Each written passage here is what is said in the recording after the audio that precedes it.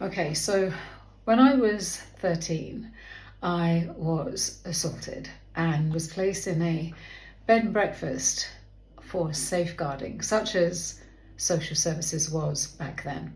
And I stayed there for several days and I waited for someone to come and check on me to make sure I was okay, and nobody did. I think they just forgot about me. I didn't leave my room very much during that time because I was traumatized, and I spent most of it looking out of the window. I noticed these two schoolgirls going back and forth to school with their parents, and even now I can remember how enamored I was with their school uniform. It was like a pale grey wool with a box pleated skirt just above the knee and a matching blazer with kind of crimson piping along the edge and a straw boater hat with a crimson ribbon around the top. And I can remember thinking, why isn't that me?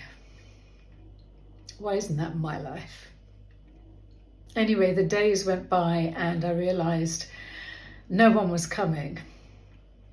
So the next morning, made my way to the social services office. When I was getting dressed, I realized that all of my clothes were crumpled because I had been washing and wearing them with the soap in the hand basin in the room. The only thing I had that wasn't crumpled was my mother's jacket, which I think I had taken as a comfort blanket. And of course it was too big because it was my mother's. And I had the belt from my jeans that I tied around the jacket to cinch it in. It was one of those synthetic belts, you know, the kind you get with children's clothing.